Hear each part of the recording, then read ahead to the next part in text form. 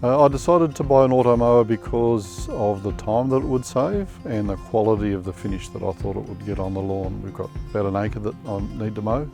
It's done over 2,000 kilometres and doesn't even look like it's done any work. I'm finding the phone control exceptionally user-friendly.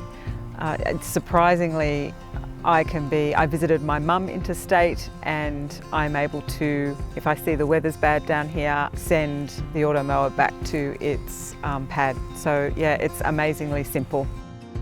I think one of the really surprising things as well, because Randal has always been quite particular with the quality of his lawn, we were surprised that the Automower raised that bar. So Randal's words were, "I'm really looking at the lawn and I'm pleasantly surprised at how exceptional it looks." You get a quality that you can't get with a push mower or a ride-on mower. There's no windrows, no tyre tracks, it doesn't compress the ground.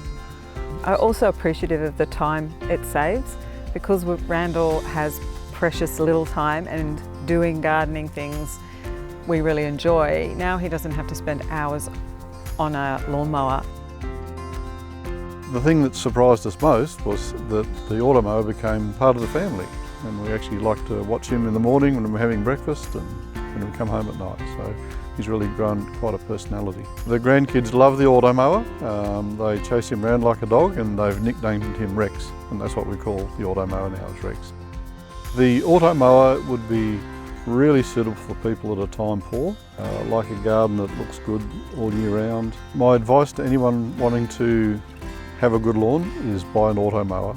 I didn't think that I would enjoy it as much as I have. You know, I like mowing on my ride-on mower, but I would suggest buy one. You can invest other hours that you have free in other parts of the garden. So I would unreservedly recommend it.